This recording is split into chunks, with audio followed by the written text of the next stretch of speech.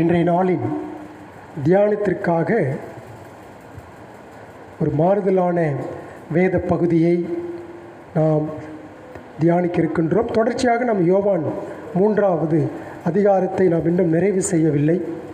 இருந்த பொழுதும் நம்முடைய வாழ்க்கையின் பிரயோஜனத்திற்காக, திருச்சபையாருடைய பிரயோஜனத்திற்காக நாம் இன்றைக்கு ரோமர் நிருபத்திலே 12ஆம் அதிகாரம் 12வது அதிகாரம் முதல் 2 வசனங்களை நாம் சிந்திக்க இருக்கின்றோம். ரோமர் 12 முதல் 2. அப்படி இருக்க சகோதரரே, நீங்கள் உங்கள் சரீரங்களை பரிசுத்தமும் தேவனுக்கு பிரியமுமான ஜீவ பலியாக ஒப்புக்கொடுக்க வேண்டுமென்று தேவனுடைய இரக்கங்களை முன்னிட்டு உங்களை வேண்டிக் கொள்கிறேன். இதுவே நீங்கள் செய்யத்தக்க புத்தியுள்ள ஆராதனை. நீங்கள் இந்த பிரபஞ்சத்திற்கு ஒத்த வேஷம் தெரியாமல் தேவனுடைய நன்மையும் பிரியமும் பரிபூர்ணமான சித்தம் இன்னதென்று பகுத்தறியத்தக்கதாக உங்கள் மனம் புதிதாகிறதினாலே மறுரூபமாகுங்கள். இந்த முதல் 2 வசனத்திற்கு நாம் ஒரு தலைப்பை கொடுக்க வேண்டுமென்றால், கிறிஸ்தவ வாழ்க்கையிலே மறுரூபமாக்கப்பட்ட வாழ்க்கை, தி டிரான்ஸ்ஃபார்ம்ட் லைஃப். ஆண்டவராகிய இயேசு கிறிஸ்துவை விசுவாசிக்கிற, அவரை சொந்த இரட்சகராக ஏற்றுக்கொண்டு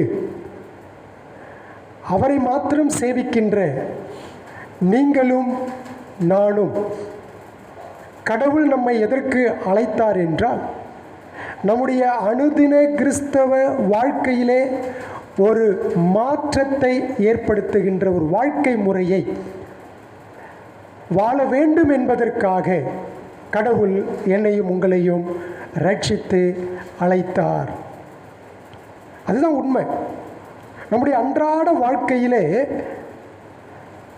நான் கிறிஸ்துவை போல, நீங்கள் கிறிஸ்துவை போல உருவாக்கப்பட வேண்டும், மாற்றமடைய வேண்டும், கிறிஸ்துவை போல பிரதிபலிக்க வேண்டும்.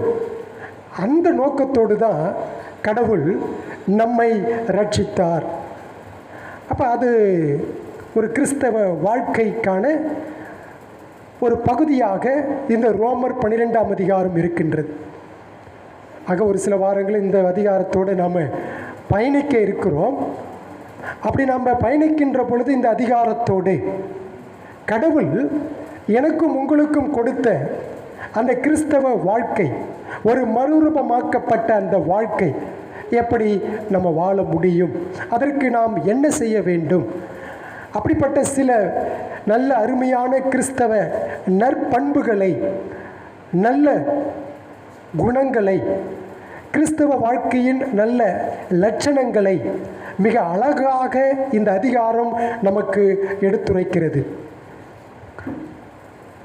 ஆக இந்த 12ஆம் அதிகாரம் முதல் 2 வசனத்திலே ஒரு மறுரூபமாக்கப்பட்ட வாழ்க்கை. ரோமர் 12ஆம் அதிகாரம் வேதத்தில் எத்தனையோ அதிகாரங்கள், முக்கியமான அதிகாரங்கள், இதுவும் ஒரு முக்கியமான அதிகாரம். இந்த ரோமர் 12ஆம் அதிகாரத்தில் சுருக்கமாக அப்போஸ்தலனாகிய பவுல் இயேசு கிறிஸ்து மத்தேயு சுவிசேஷம் 5, 6, 7 ஆகிய அதிகாரங்களிலே பிரசங்கித்த அந்த மலை பிரசங்கத்தை சுருக்கமாக அப்போஸ்தலனாகிய பவுல் இந்த ரோமர் 12லே விளக்கப்படுத்துகின்றார். இயேசு கிறிஸ்து அந்த 3 அதிகாரங்களிலே பிரசங்கித்த அந்த மிக முக்கியமான விஷயங்களிலே சுருக்கமாக அப்போஸ்தலனாகிய பவுல் இந்த ரோமருக்கு எழுதின திருச்சபையிலே அவர் விளக்கப்படுத்தி கொண்டிருக்கிறார். மறுரூபமாக்கப்பட்ட வாழ்க்கை, மறுரூபமாக்கப்பட்ட கிறிஸ்தவ வாழ்க்கை, அதை குறித்து தான் நாம் இந்த அதிகாரத்திலே படிக்கின்றோம். இப்போ நான் கிறிஸ்தவ வாழ்க்கையிலே வாழ்ந்து ஆசைப்படுறேன், கிறிஸ்துவை போல நான் மாற ஆசைப்படுறேன், ஒவ்வொரு நாளும் அதற்கென்றே நான் உருவாக்கப்பட போகின்றேன் அப்படின்ற அந்த எண்ணம் சிந்தனை எனக்குள்ளாக உங்களுக்குள்ளாக வருகின்ற பொழுது நாம் என்ன செய்ய வேண்டும்? அவரை போல் பேசணும், அவரை போல் நடக்கணும், அவரை போல் சிந்திக்கணும், அவரை போல் செயல்படணும் அப்படின்னு சொன்னால் அனுதின வாழ்க்கையில் டெய்லி கமிட்மெண்ட்டுன்னு ஒன்று இருக்குது இல்லைங்களா? அந்த தினசரி அர்ப்பணிக்கப்பட்ட கிறிஸ்தவ வாழ்க்கை அது நமக்கு அவசியம். அந்த சிந்தனை இல்லாவிட்டால் நம்ம எதையும் செய்ய முடியாது. அப்போ அந்த கிறிஸ்துவுக்கு தினசரி நம்முடைய கடமைகளிலே தினசரியான வாழ்க்கையிலே நாம் அர்ப்பணித்து வாழ வேண்டும். அதுதான் உண்மை.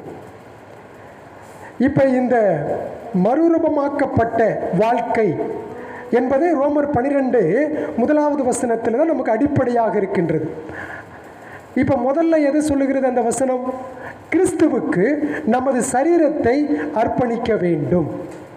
ரெண்டாவது, கிறிஸ்துவுக்கு நமது மனதை அர்ப்பணிக்க வேண்டும். இங்கே பாரு ஜேடன், இப்படி திருப்பி உட்காந்து என்னை பாரு, இப்படி திருப்பி உட்காந்து. அப்போ கிறிஸ்தவ வாழ்க்கையிலே மறுரூபமாக்கப்பட்ட வாழ்க்கையிலே தினசரி கடவுளுக்கு நாம் நம்முடைய சரீரத்தை அர்ப்பணிக்கணும். நல்லா கவனிங்க. ரெண்டாவது, நம்முடைய மனதை அர்ப்பணிக்க வேண்டும். இது ரெண்டு தான் ரொம்ப முக்கியம்.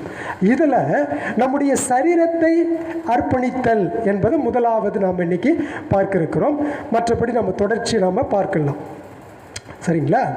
இப்போ இந்த முதல் 2 வசனங்களை நீங்கள் என்ன செய்யுங்கன்னா அடுத்த வாரம் வருகின்ற பொழுது மனப்பாடம் செஞ்சுக்கிட்டு வாங்க. ஏன்னா இது ரொம்ப முக்கியமான ஒரு வசனம். எத்தனையோ மனப்பாட வசனங்களிலே இந்த 2 வசனமும் மனப்பாட வசனம். சரிங்களா? சர்ச்சை முடிஞ்ச உடனே உங்கள் கையில் வெள்ளை பேப்பர் கொடுக்குறேன், நீங்கள் அதை என்ன செஞ்சுருங்க, எழுதி கொடுத்துருங்க. இது என்னடா இது இப்படி ஒரு ஆபத்து சொல்கிறீங்களே அப்படின்னு நினைக்காது. நீங்கள் எழுதலாம். 2 வசனம்தான். மனப்பாடம் பண்ணிங்கன்னா உங்களுக்கு ரொம்ப பிரயோஜனமாக இருக்கும், ரொம்ப ஆசீர்வாதமாக இருக்கும். எல்லாரும் மனப்பாடம் பண்ணி நம்ம அதை எழுதுவோம். அப்போ இந்த முதல் வசனத்தில் என்ன சொல்கின்றது? சரீரத்தை கடவுளுக்கு அர்ப்பணிக்கணும். அப்படி அர்ப்பணிக்கணும் அப்படி சொல்லுகின்ற பொழுது நம்ம ஒரு டெஃபினிஷன் கேட்கணும். என்ன definition? What is consecration or what is dedication? அர்ப்பணித்தல் என்றால் என்ன அப்படின்னு நாம் கேட்கணும். இப்போ இந்த கேள்விக்கு நீங்கள் பதில் என்ன சொல்கிறீங்க? அர்ப்பணித்தல் என்றால் என்ன? What is dedication or consecration? வாலிபர்கள்லாம் சொல்லுங்கள் பார்ப்போம். அர்ப்பணித்தல் என்றால் என்ன? அது தெரிஞ்சால் தானே முதல்ல நம்ம சரீரத்தை அர்ப்பணிக்க முடியும், அப்புறம் நம்முடைய மனதை அர்ப்பணிக்க முடியும். ஒரு பெண் ஒரு ஊழியக்கார்ட்ட வந்து, பாஸ்டர் இந்த அர்ப்பணிப்புனா என்னன்னு எனக்கு தெரியல, எனக்கு சொல்லுங்க அப்படின்னு. அப்போ அர்ப்பணிப்பு என்றால் என்ன அப்படின்றதுக்கு அந்த பாஸ்டர் என்ன பண்ணாரா, ஒரு பெரிய A4 ஒயிட் ஷீட்டை எடுத்து அந்த பெண்ணு கையில் கொடுத்து அடியில் உன் கையெழுத்தை போடுன்னு சொன்னாராம். அது கையெழுத்து போட்டாச்சு. கையெழுத்து போட்ட பிறகு ஃபஸ்ட்டு என்ன வெறுமையாக இருக்குது, கையெழுத்து போட சொல்கிறீங்கன்னு. இல்லை, கையெழுத்து போடு அப்படின்னா கையெழுத்து போட்டாச்சு. அர்ப்பணிப்பு என்றால் என்ன தெரியுமா? இங்கே நிரப்பப்படாத இந்த இடங்களிலே, இந்த வெறுமையாக்கப்பட்ட இந்த இடங்களிலே கர்த்தர் அவருடைய விருப்பத்தையும் அவருடைய சித்தத்தையும் எழுதுவார். அதில் நீ என்ன செய்ய வேண்டும்? அதற்கு முழுமையாக உன்னை ஒப்பு கொடுக்க வேண்டும். சிம்பிளாக சொல்லிட்டு போயிட்டார். நமக்கு வேதம் என்கின்ற ஒரு கருவியை கடவுள் கொடுத்திருக்கிறார். அந்த வேதத்தில் சொல்லியிருக்கின்றார் எப்படி நீ வாழ வேண்டும், எப்படி வாழக்கூடாது. அதற்கு நீ அவருடைய அந்த வெள்ளை பேப்பரில் அந்த பெண் எப்படி கையெழுத்து போட்டதோ அதே போல் எந்த விதமான கேள்விகளுக்கும் இடமில்லாமல், சந்தேகங்களுக்கும் இடமில்லாமல் கடவுள் சொல்லுகின்ற அவருடைய வார்த்தைகளுக்கு முழுமையாக நான் ஒப்பு கொடுக்கிறேன் அப்படின்னு நம்முடைய மனதையும் சரீரத்தையும் ஒப்பு கொடுத்ததிலே அர்ப்பணித்தல். அதுதான் டெஃபினிஷன். அப்படின்னு சொன்னால் எந்த கேள்வியும் கேட்காமல் நம் வாழ்க்கையை கடவுளிடம் ஒப்படைப்பது. எல்லா நேரங்களிலும் கடவுளுக்கும் அவருடைய நோக்கங்களுக்கும் முழுமையாக என்னை நானும் உங்களை நீங்களும் அர்ப்பணிக்கிறது. நிபந்தனையற்ற சரணாகதியாக நம்மை கடவுளுக்கு ஒப்படைப்பது. இந்த நிபந்தனைக்கெல்லாம் அங்கே இடம் இல்லை, அதான் அர்ப்பணித்தல். இவ்வளவோ மிஷினரிமார்கள் தங்களுடைய வாழ்க்கையை பார்க்கின்ற பொழுது நிபந்தனையற்ற சரணாகதியாக தங்களை அவர்கள் ஒப்பு கொடுத்திருப்பதை நாம் அவர்களுடைய பயோகிராஃபியை படிப்பதன் மூலமாக நாம் அறிந்து கொள்கின்றோம்.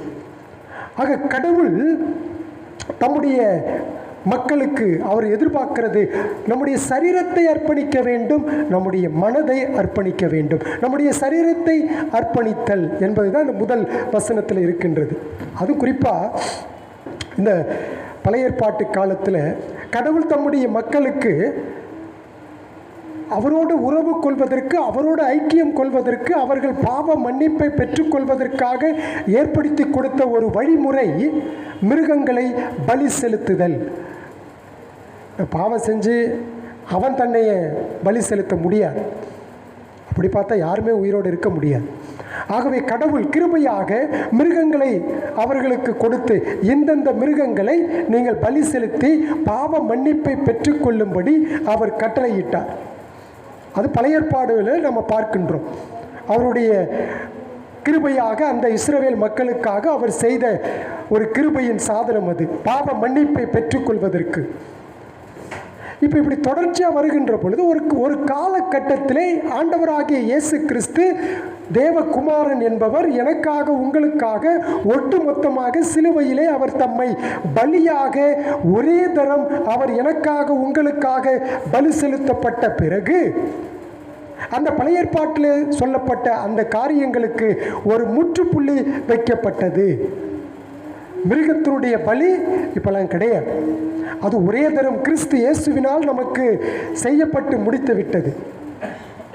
ஆனால் பழைய ஏற்பாட்டிலும் சரி புதிய ஏற்பாட்டிலும் சரி ஒரே தரம் இயேசு கிறிஸ்து எனக்காக உங்களுக்காக கல்வாரி சிலுவையிலே அவர் தம்முடைய சரீரத்தை எனக்காக உங்களுக்காக அவர் பலியிட கொடுத்தார் என்ற சம்பவம் முடிந்த பிறகும் கூட அவருடைய மக்கள் தங்களுடைய சரீரத்தையும் மனதையும் ஒரு குறிப்பிட்ட நேரங்களில் மாத்திரமல்ல, எல்லா நேரங்களிலும் எல்லா நாட்களிலும் ஒவ்வொரு நாட்களிலும் என்னுடைய உங்களுடைய ஜீவன் இருக்கின்ற வரைக்கும் ஜீவனுள்ள பலிகளாக ஒப்படைத்து வாழ வேண்டும் என்று அவர் எதிர்பார்க்கிறார், விரும்புகிறார், கோருகிறார். அதை தான் அந்த 12:1-2 வசனங்கள் சொல்லுகின்றது. அப்படி இருக்க சகோதரரே, நீங்கள் உங்கள் சரீரங்களை பரிசுத்தமும் தேவனுக்கு பிரியமான ஜீவ பலியாக ஒப்பு கொடுக்க வேண்டும் என்று தேவனுடைய இரக்கங்களை முன்னிட்டு உங்களை வேண்டிக் கொள்கிறேன். இதுவே நீங்கள் செய்யத்தக்க புத்தியுள்ள ஆராதனை. நீங்கள் இந்த பிரபஞ்சத்திற்கு ஒத்த வேஷம் தெரியாமல் தேவனுடைய நன்மையும் பிரியமும் பரிபூர்ணமான சித்தம் என்னதென்று பகுத்து அறியத்தக்கதாக உங்கள் மனம் புதிதாகிறதினாலே மறுரூபமாகுங்கள். என்னுடைய வாழ்க்கை மறுரூபமாக்கப்பட வேண்டும். 24/7 எல்லா நேரங்களிலும் எல்லா மணி நேரமும் ஒரு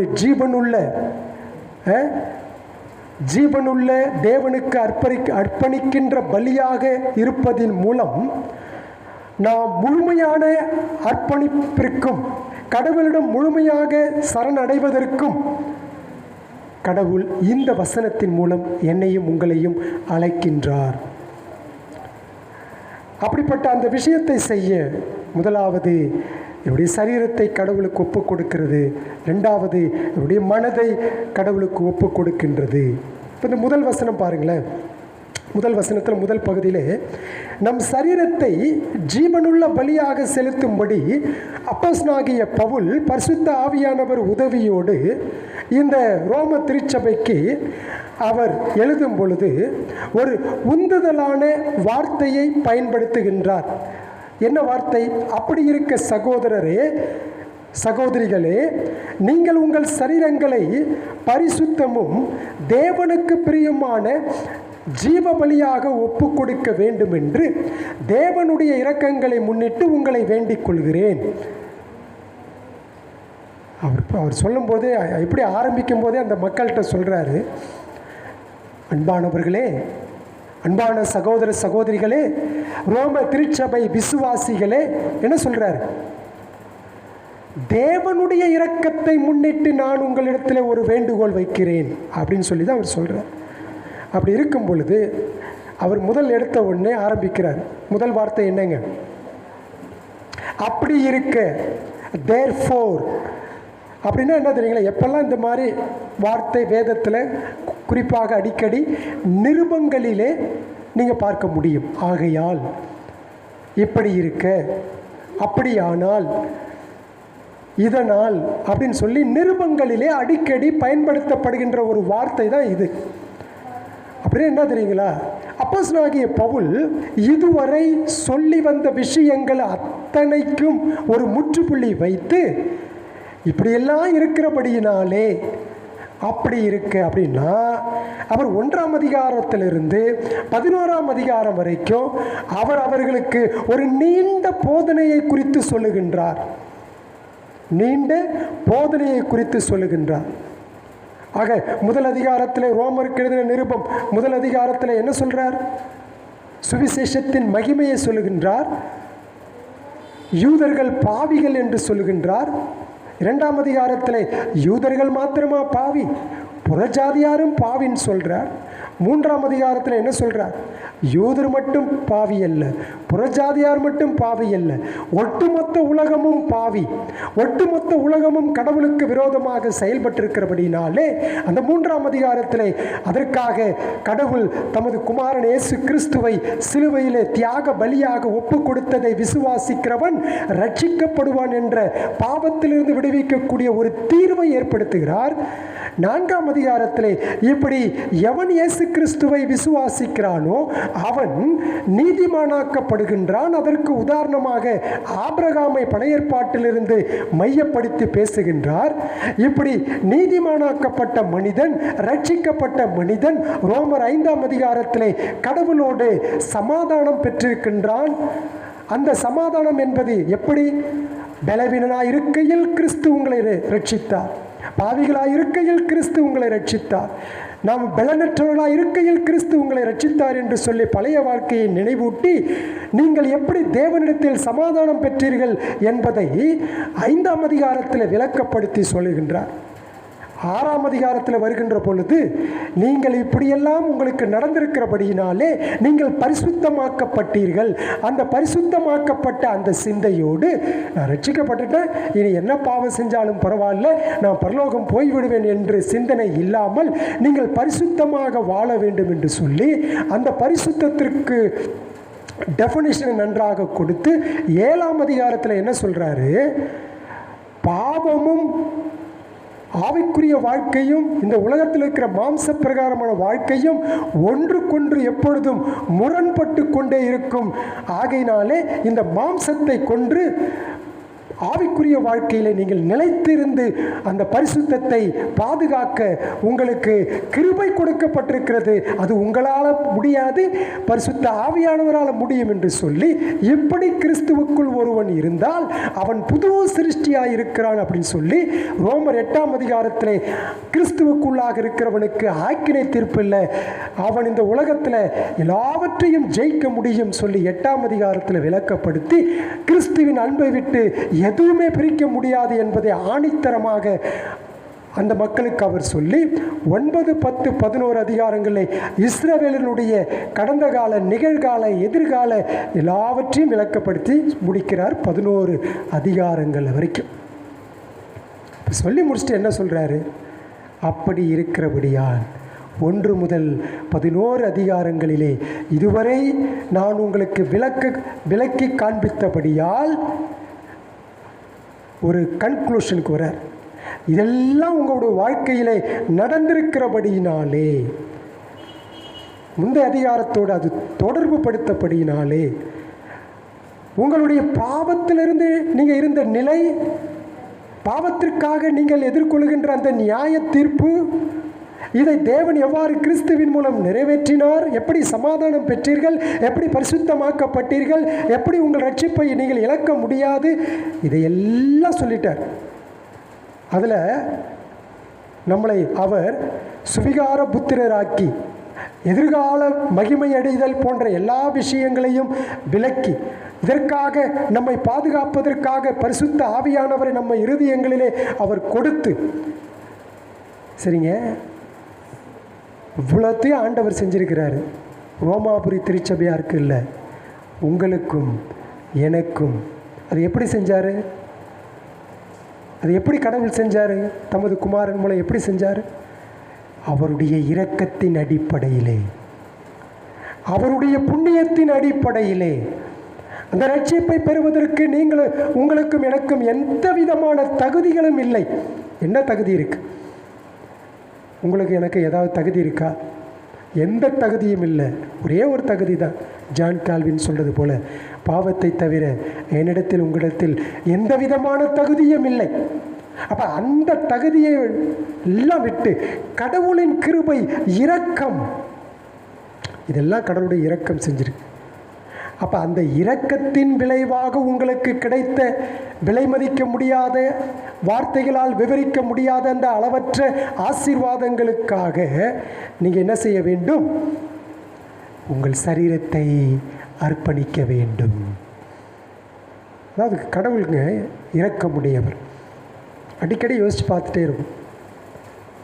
அதான் சங்கீதத்தில் ஒரு வசனம் இருக்கு, உம்மிடத்தில் பயப்படும்படிக்கு உம்மிடத்தில் திரளான மன்னிப்பு உண்டு. அதே இயேசு கிறிஸ்து செய்கிறார். பேதுரு கேட்டான், எத்தனை முறை மன்னிக்கணும்? 70 தடவை. அப்படின்னா அதுக்கு அளவே இல்லை. அதாவது அவர் திரளான மன்னிப்பு உடையவர். அவருடைய இரக்கத்தை தினசரி நம்ம பெற்றுக்கொண்டே இருக்கிறோம். இப்போ நான் கோவப்பட்டா உடனே எனக்கு தண்டனை அப்படின்னா என்ன ஆயிருக்கும்? அந்த இரக்கம், அவருடைய கிருபை. அதனால தாங்க யோசித்து பார்க்கணும், மற்ற மதங்களிலிருந்து கிறிஸ்தவம் எவ்விதமாக வேறுபடுகிறது என்பதை இந்த நேரத்தில் நீங்களும் நானும் சிந்திக்க வேண்டும். மற்ற மதங்கள் இரக்கத்தை கடவுளிடத்திலிருந்து பெற்றுக்கொள்வதற்காக அவன் கிரியை செய்கிறான், ஏதாவது செய்து கொண்டே இருக்கிறான். நான் சொல்றது புரியுதா உங்களுக்கு? கடவுளிடத்திலிருந்து இரக்கத்தை பெற்றுக்கொள்ள மனிதன் மற்ற மதங்களில் ஏதாவது கிரியை செய்து கொண்டே இருக்கின்றான். அவர்கள் தங்கள் கடவுள்களை பிரியப்படுத்த முயற்சிக்கிறார்கள். அதனால தான் அன்னதானம் போடுறது, அதனால தான் காசு ஏழைகளுக்கு உதவி செய்கிறது, அங்கே எங்கேயும் நடந்து போகிறது, முழங்காலில் போகிறது. இப்படி பல மதங்கள் அவரவர்கள் தங்கள் கடவுள்களை பிரியப்படுத்த ஏதாவது அந்த இரக்கத்தை அவரிடத்திலிருந்து பெற்றுக்கொள்ள ஏதாவது செஞ்சுக்கிட்டே இருக்கு. ஆனால் நீங்களும் நானும், கிறிஸ்தவம் என்பது அப்படி அல்ல. நம்மை தேடி வந்த இரட்சகர், இரக்கத்தை அவர் நமக்கு கிருபையாக கொடுக்கிறார். அதுக்கு நம்ம காசு பணம் கொடுக்கறது இல்லை, எதுவுமே கிடையாது. இருந்த இடத்திலிருந்தே கடவுளுடைய இரக்கத்தை நாம் பெற்றுக்கொள்கின்றோம். ஆக கடவுள் என்ன தெரியுமா சொல்றாரு? என்னையும் உங்களையும் பார்த்து, நீ பெற்ற இரக்கத்திற்காக நீ வேலை செய்யும் சொல்றார். நீ பெற்ற இரக்கத்திற்காக நீ வேலை செய்யும் சொல்றார். ஆனால் மற்ற மதங்கள் என்ன சொல்லுது? நீ இரக்கத்தை பெற்றுக்கொள்ள கிரியை செய். ஆனால் நீங்களும் நானும் இரக்கத்தை பெற்றுக்கொண்டோம் என்பதற்காக நீ கிரியை செய்யும் சொல்ற. அதுதான் எபேசியர் 2ஆம் அதிகாரம் 8, 9, 10.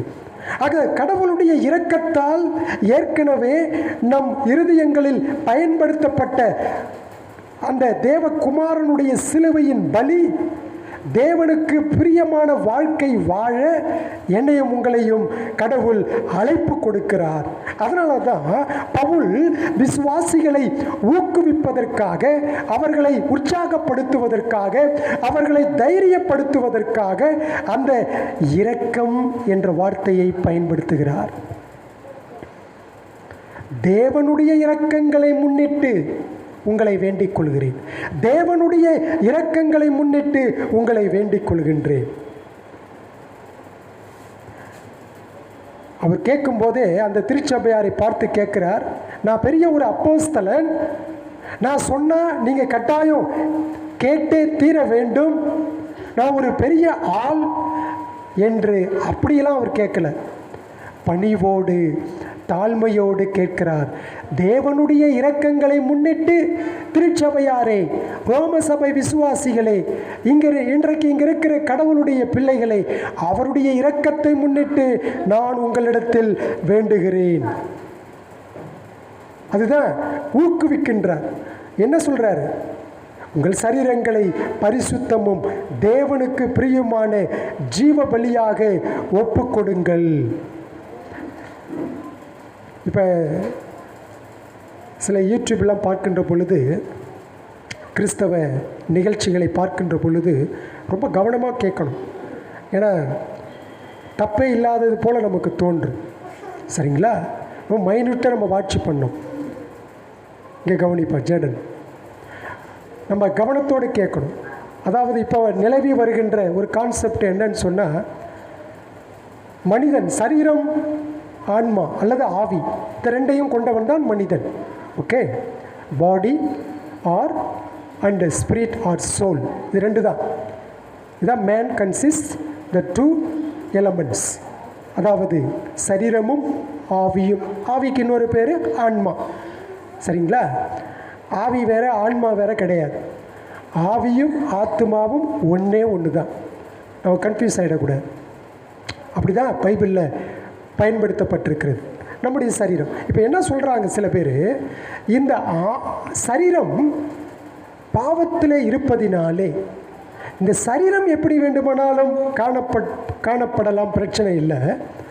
ஆனால் உள்ளுக்குள்ளே மறைந்திருக்கிற ஆத்துமா அல்லது ஆவி, அது மட்டும் கடவுள் சம்பந்தப்படுத்தப்பட்டது. சரீரத்தில் கடவுள் சம்பந்தப்படுத்தப்பட்டவர் அல்ல. ஆகவே உங்களுடைய ஆத்மாவிலே மாத்திரம் நீங்கள் பரிசுத்தமாக இருந்தால் போதும். சரீரத்தில் உங்களுக்கு எந்த விதமான எதிர்பார்ப்பையும் கடவுள் கோரவில்லை, அதில் எதிர்பார்க்கவில்லை என்று அவர்கள் சொல்கிறார்கள். இது ஒரு புதிய கோட்பாடு. ஒரு புதிய கோட்பாடு இப்போ யூடியூப்லலாம் நிறையா வந்துட்டுருக்கு. சரிங்களா? ஆனால் அப்படின்னு என்ன சொல்ல வராங்க? நீங்களும் நானும் பார்க்கின்ற இந்த சரீரம் தீயது, கெட்டது. நீங்களும் நானும் பார்க்காத உள்ளுக்குள்ளே இருக்கிற ஆவி அல்லது ஆத்துமா, அது மாத்திரம்தான் நல்லது அப்படின்னு. ஆனால் அப்படிப்பட்ட அந்த கருத்துக்கு முரண்பாடாக, எதிராக அப்போஸ்தலனாகிய பவுல் இங்கே சொல்லுகிறார். என்னதுங்க? உங்கள் சரீரங்களை தேவனுக்கு அர்ப்பணியுங்கள். எப்படி ஆத்துமாவை நம்ம பார்க்கிறோமோ அதே போல் சரீரத்தையும் பார்க்க வேண்டும்.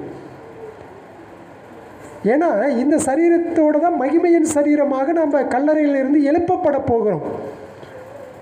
ஆக கடவுள் எல்லாவற்றையும் சமமாகவே பார்க்கிறார். சரீரத்தை ஒரு மாதிரி பார்க்கிறார், ஆத்மாவை ஒரு மாதிரி பார்க்கிறார் என்பதெல்லாம் கிடையாது. ஆகவே சரீரம் கெட்டது, ஆவி மட்டுமே நல்லது என்ற கருத்துக்கு மாறாக சரீரத்தை நன்மைக்கும் பயன்படுத்தலாம், தீமைக்கும் பயன்படுத்தலாம் என்று வேதம் தெளிவாக கூறுகிறதாக சொல்லுகின்றார்கள். அதாவது இருக்கிற சரீரத்தை நான் நினைச்சா நல்லதுக்கும் பயன்படுத்தலாம், கெட்டதுக்கும் பயன்படுத்தலாம். அது உண்மைதான், அது வேதம் சொல்லுகிறது. ஆனால் நம் சரீரத்தை ஒருபோதும் நன்மைக்காக பயன்படுத்தவே முடியாது என்றால் அதை ஒரு ஜீவ பலியாக அன்றாட தினசரி கிறிஸ்தவ வாழ்க்கையிலே நீங்கள் அர்ப்பணித்து வாழ வேண்டும் என்று கடவுள் சொல்ல மாட்டார். சரிங்களா? ஆக நம்முடைய சரீரத்தை ஒருபொழுது நன்மைக்காக பயன்படுத்த முடியாதுன்னு சொன்னால் அப்போ ஏன் கடவுள் அதை கேட்குறாரு? அப்போ அதை கடவுள் கேட்கிறார் என்று சொன்னால் அது அவருக்கு முக்கியம். பரிசுத்தமான மற்றும் தேவனுக்கு பிரியமானதாக ஒப்பு கொடுக்கிறதான இந்த அழைப்பு ஒரு அர்த்தமற்ற அழைப்பாக மாறி போய்விடும். எனவே கிறிஸ்தவ வாழ்க்கையிலே எனக்கும் உங்களுக்கும் கடவுள் கொடுத்திருக்கிற அந்த அர்ப்பணிக்கப்பட்ட வாழ்க்கை என்பது ஒரு தெளிவாக கடவுள் சொல்ற, குழப்பலாம் இல்லை.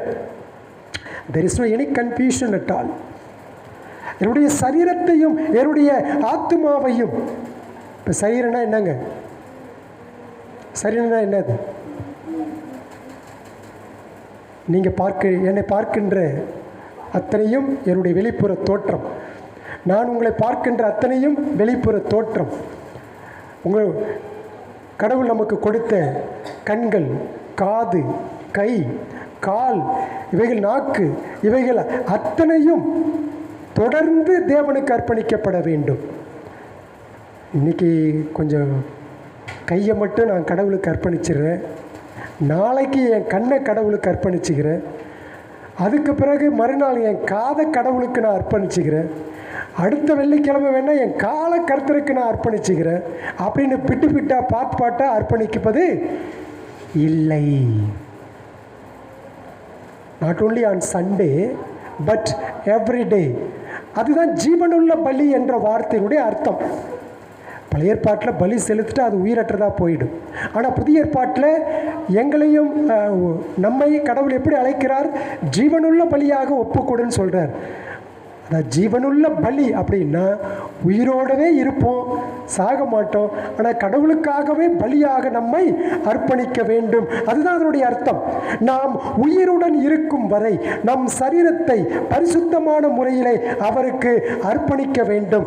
அத்தகைய ஜீவ பலியால் மட்டுமே கடவுள் என்னிடத்திலிருந்தும் உங்களிடத்திலிருந்தும் மகிமைப்படுகிறார்.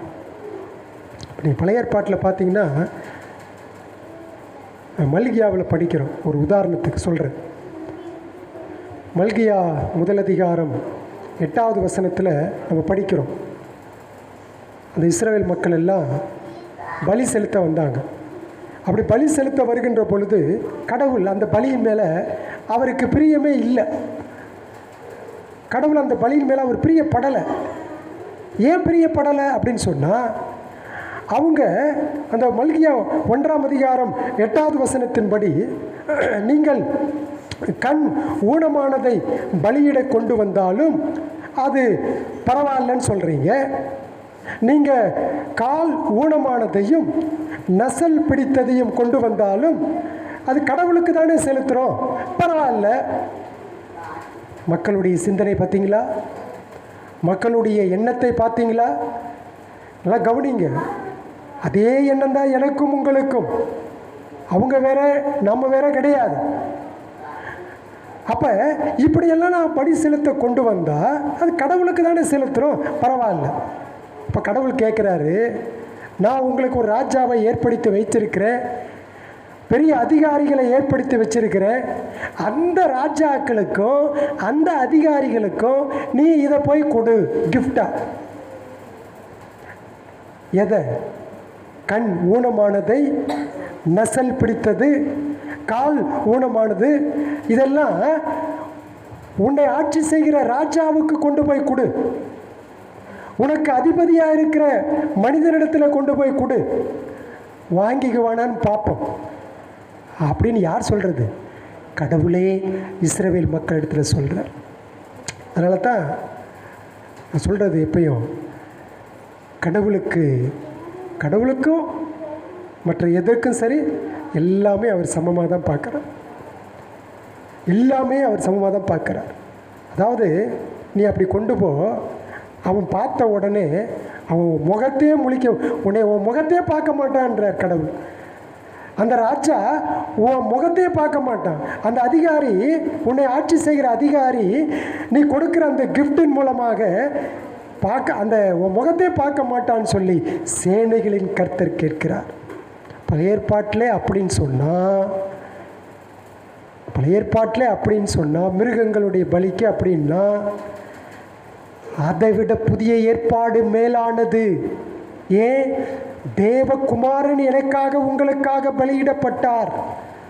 ஆக பழைய ஏற்பாட்டிலே அவ்வளவு தூரம் கடவுள் எதிர்பார்ப்பார் என்றால் புதிய ஏற்பாட்டிலே அது எவ்வளவுக்கு அதிகமாக வெளிப்படுகின்றது.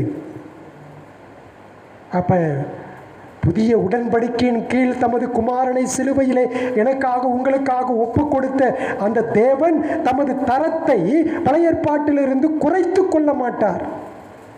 பழைய ஏற்பாட்டிலே அப்படிப்பட்ட ஒரு தரம் என்றால் புதிய ஏற்பாட்டிலே அதைவிட மிக பெரிய தரத்தை கடவுள் எதிர்பார்க்கிறார். அதனால தான் சொல்கிறது, நீங்கள் சண்டே நீங்கள் வரும்பொழுது நீங்கள் உடுத்திருக்கிற உடை கடவுள் பார்க்குறார். நீங்கள் உடுத்திருக்கிற உடையே கடவுள் பார்க்குறார். Yes, it is true. நீங்கள் எப்படி வரீங்கன்னு கடவுள் பார்க்குறார். மற்ற இடங்களுக்கு எப்படி போகிறீர்கள்னு கடவுள் பார்க்குறார். புரியுதுங்களா நான் சொல்கிறது? அப்போ என்னுடைய சரீரத்தில் நான் உடுத்துகின்ற உடையே கடவுள் பார்ப்பார் என்றால், என்னுடைய பாடலை நான் எப்படி பாடுறேன், வேத வாசிக்கின்ற பொழுது எப்படி அதை நான் கேட்கின்றேன், பிரசங்கிக்கின்ற பொழுது அவருடைய வார்த்தையை நான் எப்படி தியானிக்கின்றேன், கொடுக்கின்ற பொழுது அதை நான் எப்படி கொடுக்கின்றேன், திருவிருந்திலே பங்கு கொள்ளும் பொழுது எப்படி நான் அதை கையாளுகின்றேன், இது எல்லாம் கடவுள் பார்க்குறார். ஏன்னா இதெல்லாம் பழைய ஏற்பாட்டின் ஸ்டாண்டர்டை விட புதிய ஏற்பாட்டினுடைய ஸ்டாண்டர்ட் அதிகம். அதனால தான் எபிரேயர்களின் ஆசிரியர் சொல்லுகின்றார், ஜீவனுள்ள தேவனுடைய இயேசு கிறிஸ்துவின் கரத்தில் விழுகிறது பயங்கரமாக இருக்குமே என்று எச்சரிக்கிறார். கடவுள் இரக்கமுள்ளவர், கிருபை உள்ளவர், அதே நேரத்தில் அவர் தமது தரத்தை குறைத்து கொள்ள மாட்டார். அதனால தான் பழைய ஏற்பாட்டில் சொல்கிறார், பழைய ஏற்பாட்டில் நீ கால் ஊனமானது, நசல் பிடித்தது, குருடானது கொண்டு போய் கொடுக்குறியே, அவன் ஏற்றுக்குவானா? ஒரு ராஜாவே ஏற்றுக்க மாட்டான். ஆனால் நான் உன்னை படைத்து பராமரித்து உன்னை உருவாக்கி உன்னை ஆளாக்கி உன்னை ஆசீர்வதித்து என்னுடைய இரக்கத்தையும் மன்னிப்பையும் கிருபையும் உனக்கு நான் தெரியப்படுத்துகிறேன், எனக்கே நீ அல்வா கொடுக்குறியே அப்படின்னு கடவுள் கேட்பார். அதுதான் கடவுளை நாம் எப்படி எடை போடுகிறோம். நம்முடைய சரீரத்தை தேவனுக்கு பிரியமானதாக வழங்க வேண்டும் என்று பவுல் கூறுகிறார். இப்போ இதை தான் கடவுள் என்ன சொல்கிறாரு, இதுவே நீங்கள் செய்யத்தக்க புத்தியுள்ள ஆராதனை, விச் இஸ் ரீசனபிள் சர்வீஸ். இதுதாங்க ஆராதனை. ஏதோ ஆராதனை அப்படின்னு சொல்லலாம் இப்போ நிறைய நடக்குது இல்லைங்களா? கையை தட்டுறான், ஆடுறான், பாடுறான், குதிக்கிறான், அரை மணி நேரம் 1 மணி நேரம் பாடல் பாடுகிறார்கள், கேட்க நல்லா இருக்குது, இசை நல்லா இருக்குது, எல்லாமே இருக்குது. அது புத்தியுள்ள ஆராதனைக்காக அது வழி கிடையவே கிடையாது. புத்தியுள்ள ஆராதனை என்பது என்னுடைய சரீரத்தை திங்கட்கிழமை முதல் சனிக்கிழமை வரை தினசரி அர்ப்பணித்து ஞாயிற்றுக்கிழமை அவருக்கு நன்றி செலுத்த, அவருக்கு முழு இருதயத்தோடு என்னை பாதுகாத்தாரே, என்னை வழி எவ்வளோ நேரங்க ஆகும் பாவத்தில் விழுறதுக்கு? எவ்வளவு நேரம் ஆகும் நான் பாவம் செய்வதற்கு? பிசாசு 24 மணி நேரமும் அவன் நம்மளை என்ன செய்கிறான்? பகை தேடி சுற்றி திரிகிறான், உங்கள் பக்கத்தில் இருக்கிறான். அப்போ புத்தியுள்ள ஆராதனை அதுதான். ஆக இப்போ பவுல் என்ன சொல்ல வர்றார்? அந்த ரோமாபுரி மக்களையும் இன்றைக்கு ஆவியானவர் இந்த வார்த்தையின் மூலம் எனக்கும் உங்களுக்கும் என்ன சொல்ல வராருன்னா, தேவனுடைய இரக்கத்தின் வெளிச்சத்தில் நான் சொல்லுகின்ற காரியங்களை நீங்கள் கவனித்து பாருங்கன்றார். தேவனுடைய இரக்கத்தின் வெளிச்சத்தில் நம் சரீரங்களை அர்ப்பணிப்பது தர்க்க ரீதியாகவும் உண்மையானதாகவும் சரியான வழியிலே அவரை ஆராதிப்பதில் நாம் தேவனுக்கு செய்கின்ற பதில். பார்த்தீங்களா? நம் தேவனுக்கு என்ன செய்கிறோம்? நம்முடைய சரீரங்களை அர்ப்பணிப்பதின் மூலம் தர்க்க ரீதியாகவும் உண்மையானதாகவும் சரீர வழியிலும் அவரை ஆராதிப்பதிலே நாம் தேவனுக்கு பதிலளிப்பதாகவும். அப்படினால பவுலுடைய வார்த்தையின்படி ஆராதனை என்பது ஞாயிற்றுக்கிழமை காலை ஒரு சில மணி நேரங்களுக்கு மட்டுமல்ல, மாறாக அது நம்முடைய சரீரத்தின் ஒவ்வொரு பாகத்தையும் 24x7 by 7 hours கடவுளுக்கு அளிப்பதாகும். இதுதான் உண்மையான ஆராதனைன்னு கடவுள் சொல்கிறார். இப்போ புரிஞ்சிங்களா? உண்மையான ஆராதனை என்னன்னு சொன்னால் வெறும் ஆத்மாவோடு சம்பந்தப்படுத்தப்பட்டது அல்ல, அது சரீரத்தோடும் சம்பந்தப்படுத்தப்பட்டது. ஆக நாம் எங்கிருந்தாலும் நம்முடைய சரீரத்தின் ஒவ்வொரு பாகத்தையும் தேவனுக்கு அர்ப்பணிக்க செய்ய வேண்டும் என்பதே இதனுடைய அர்த்தம். That is the meaning of this words. இப்போ உதாரணத்துக்கு ஒருத்தர் ஒரு ஆஃபீஸில் ரெகுலராக 8 hours வேலை செய்யணும். ஆனால் அவருக்கு ஓவர் டைம் அப்படி இப்படின்னு கொடுத்து ஒரு 15 மணி நேரம் வேலை பார்க்குறாருன்னா, அவர் அதிகமாக இருக்க காணப்படக்கூடிய இடம் எது? வேலை ஸ்தலம். ஏன்னா 15 மணி நேரம் அவர் இருக்கிறார். ஒரு நாளைக்கே 24 மணி நேரம் தான். ஆனால் அந்த 24 மணி நேரத்தில் ஒருவர் 15 மணி நேரங்கள் அவர் ஆஃபீஸில் ஒர்க் பண்ணுறார் அப்படின்னு சொன்னால் அந்த இடத்துல அவர் கடவுளுக்கு பயந்து வேலை செய்கிறது தான் அவர் கடவுளுக்கு செலுத்துகின்ற ஆராதனை. நான் சொல்கிறது புரியுதுங்களா? அதான். ஏன்னா அவர் அதிக நேரம் அங்கே தான் இருக்கிறார். அவர் மற்ற நேரங்களில் தேவையில்லையா? அப்படிலாம் அர்த்தம். அவர் அதிக நேரம் எங்கே இருக்கிறாரோ அங்கே கடவுளை அவர் வெளிப்படுத்துகின்றார். அவர் ஆராதிக்கின்ற இடம் அதுவாகவே வாழ்க்கை முழுவதும் அது மாறிடுது. ஏன்னா அவருக்கு வேலை செய்யக்கூடிய இடம் அதுதான். அப்படின்னா என்னதுங்க, அவர் அங்கே பேசும் பொழுது பயபக்தியாக பேசணும், போய் பேச மாட்டார். அங்கே பார்க்கும் பொழுது அவருடைய பார்வை சரியானதாக இருக்க வேண்டும். அவர் கேட்கின்ற வார்த்தைகள் கவனத்தோடு கேட்கணும். ஆஃபீஸில் தான் உங்களுக்கு தெரியுமே, அங்கே புரளிகள் உண்டு, அது இது எல்லாம் ஏதாவது சொல்லிகிட்டே இருப்பாங்க வேலை செய்கிற இடத்துல. அப்போ கேட்பதிலே கவனத்தோடு கேட்க வேண்டும். அப்படி கூட்டமாக உட்காந்து ஃப்ரீ ஹவர்ஸில் நம்ம டீ டைம் இருக்கும் பொழுது என்ன செய்வோம், ஒவ்வொருத்தர் பேசுவோம். அப்போ நீங்கள் அந்த இடத்துல இருந்தால் நம்முடைய நாவு ரொம்ப முக்கியம். கவனத்தோடு பேச வேண்டும். எதை பேச வேண்டுமோ கட்டாயம் பேசணும், எதை பேசக்கூடாதோ அதை பேசாமல் இருக்க வேண்டும். ஆக நம்முடைய கைகள், கால்கள், சிந்தனைகள், எண்ணங்கள் அத்தனையும். அப்போ ஆஃபீஸில் ஒர்க் பண்ணும்போது ஓனர் இருந்தார்னா அவர் இருக்கும்பொழுது ஒரு மாதிரி வேலை பார்க்குறது, ஓனர் இல்லாட்டி வேறு மாதிரி வேலை பார்க்குறது, இது எல்லாம் அர்ப்பணிக்கப்பட்ட வாழ்க்கை கிடையாது.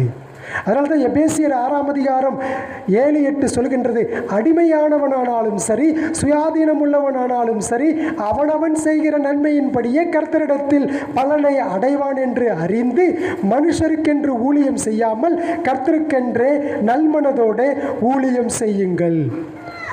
ஆக நம்முடைய ஹெட் யாருங்க? கிரைஸ்ட். நம்முடைய தலைமை உரிமையாளர் இயேசு கிறிஸ்து என்பதை நீங்களும் நானும் சிந்திக்கின்ற பொழுது, உணரும் பொழுது, மனித உரிமையாளர்கள் ஆபீஸில் இருந்தாலும் சரி இல்லாட்டாலும் சரி, அவர்கள் நம்மை அடையாளம் கண்டுகொள்ளாவிட்டாலும் சரி, எந்த அளவுக்கு பெஸ்ட்டாக செய்யணுமோ அந்த அளவுக்கு பெஸ்ட்டாக நாம் செய்வோம். ஏன்னு சொன்னால், நான் செய்கிறது கடவுளுக்காக இந்த பணியை செய்கின்றேன். அது ஊழியமாக இருக்கட்டும், எந்த உலக வேலையாக இருக்கட்டும், எல்லாவற்றிலும் கிறிஸ்து அதுக்கேற்றபடி தான் கிறிஸ்து அவரவர்களுக்கு அந்த வெகுமதியை அவர் கொடுப்பார். ஏன்னா அவர் எப்பொழுதும் பார்த்துக்கிட்டே இருக்கிறார், என்னையும் உங்களையும். கொஞ்ச நேரம் மட்டும் பார்த்துட்டு அப்புறம் மறைஞ்சு போகிறதல்ல. ஆகவே அவருக்கு நம்முடைய சிறந்ததை கொடுப்பதற்கு நாம் எப்பொழுதும் குறிக்கோளாக கொள்ள வேண்டும். இப்போ நம்ம வேலை செய்கிற இடத்துல, படிக்கிற இடத்துல, அல்லது வீட்டில் நீங்கள் கடவுள் பயத்தோடு சமைச்சு பாருங்களேன், நல்ல டேஸ்ட்டாக இருக்கும். உண்மைதான், கடவுள் பயத்தோடு சமைச்சு பாருங்கள், நல்ல டேஸ்ட்டாக இருக்கும். ஒய்ஃப் ஹஸ்பண்டுக்கு அவருக்கு இதான் பிடிக்கும் அப்படின்னு சொல்லி ஒய்ஃப் என்ன செய்வான்னா பிடிச்சதை செய்வாள். ஏன்னா கடவுள் பயம் இருந்தால் அந்த ஆட்டோமேட்டிக்காக அந்த அன்பு என்ன செஞ்சிடும், வந்துடும். எதையாவது சாப்பிட்டு போவார், போட்டு போவோம் அப்படின்னா அது வேறு விஷயம். எதையாவது கொடுப்போம், சாப்பிட்டு போவார், வேறு வழி கிடையாது அப்படின்றது அது வேறு விஷயம். ஆனால் கிரைஸ்ட் லவ்வோடு நீங்கள் கிறிஸ்துவின் அன்போடு செஞ்சு பாருங்களேன், அவருக்கு என்ன பிடிக்குமோ அதை செய்வீங்க. அதுதான் கடவுளுக்கு நீங்கள் அங்கே அந்த ஆராதனை என்பது அங்கே ஒரு ஆராதனை. என் பையனுக்கு இது பிடிக்கும், என் மகளுக்கு இதை பிடிக்கும் அப்படின்னா தினசரி பிடிச்சதெல்லாம் செய்ய முடியாது, அது வேறு விஷயம். ஆனால் இருக்கிறதையே அதை எப்படி செய்யறது என்பதை, இருக்கிறத வச்சுக்கிட்டு அதை எப்படி செய்யறது என்பது. என் மகளுக்கு டெய்லியும் சிக்கன் பிடிக்கும், சிக்கன் வாங்க முடியுமான்ட்டு நீ மட்டன் டெய்லியும் பிடிக்கும், மட்டன் வாங்க முடியுமா? கிலோ 1000 ரூபாய் விற்கிற விலைக்கு வாங்க முடியாது. ஆனால் இருக்கிறதையே அதை எப்படி என்ன செய்யணும், பிடிச்ச மாதிரி. அது ஆராதனைங்க, நீங்கள் சிரிக்காதீங்க, அது ஒரு ஆராதனை, கடவுளுக்கு பயந்து செய்கின்ற ஆராதனை. எல்லாம் வேதத்தில் சொல்லி கொடுக்குறது நமக்கு. அப்போ நம்முடைய சரீரத்தை அர்ப்பணித்தல் இன்னும் முடியல. நம்ம தொடர்ச்சியாக அதை பார்க்க இருக்கின்ற ஒரு வாரத்தில் கூட அப்போ கடவுள் எப்பொழுதும் பார்த்து கொண்டே இருக்கிறார். என்னுடைய சரீரத்தை நான் தினசரி அன்றாட வாழ்க்கையிலே ஒப்பு கொடுக்கணும். அந்த சிந்தை இருந்துச்சுன்னா நானும் பாவம் செய்ய மாட்டேன், நீங்களும் பாவம் செய்ய மாட்டேன். எப்போ அந்த சிந்தனையை விட்டு நாம் வெளியில் வரமோ டக்குன்னு பாவம் செஞ்சிடும். அதுதான் வேதம் சொல்லுகிறது. இப்போ இதெல்லாம் எப்படி பவுல் சொல்கிறாரு? தேவனுடைய இரக்கங்களை முன்னிட்டு நான் உங்களுக்கு சொல்கிறேன்றார். கிறிஸ்து என்னையும் உங்களை ரட்சித்திருக்கிறார். கிறிஸ்து என்னை உங்களை ரட்சித்துட்டார் கிருபையினால், இரக்கத்தினால். அந்த இரக்கங்களை முன்னிட்டு நான் உங்களை வேண்டிக் கொள்கிறேன்னு சொல்கிறார். அதை தான் பரிசுத்த ஆவியானவர் இன்றைக்கு என்னிடத்திலிருந்தும் உங்களிடத்திலிருந்தும் எதிர்பார்க்கிறார். இப்படிப்பட்ட வாழ்க்கை வாழணும்னு ஆசை. ஆனால் மாம்சம் பாவம் நம்மளை விடாது. அதற்கு ஆவியானவருடைய பலன் தேவை. கிறிஸ்து அவசியம். அவருடைய சிலுவை மரணம், அடக்கம், உயிர்த்தெழுதல் இது நமக்கு அவசியம். அதனால தான் தினசரி வேத வாசிப்பு, தினசரி ஜெபம், விசேஷித்த கூட்டங்கள், வாலிபர் கூட்டங்கள் இப்படியெல்லாம் கலந்து கொள்ளும் பொழுது தான் நம்ம சரீரத்தை அன்றாடம் கர்த்தருக்கு ஒப்பு கொடுத்து வாழ முடியும். ஜெபிப்போம். அன்புள்ள கர்த்தாவே, இந்த ஆசீர்வதிக்கப்பட்ட நாளில் மறுரூபமாக்கப்பட்ட வாழ்க்கை வாழ நீர் எங்களை அழைத்திருக்கிறீர். தேவனுடைய கரத்திலிருந்து நாங்கள் பெற்ற புண்ணியத்தின் அடிப்படையிலே, இரக்கத்தின் அடிப்படையிலே நீர் எங்களிடத்தில் எதிர்பார்க்கிற அத்தனை காரியங்களும் 100% உண்மை.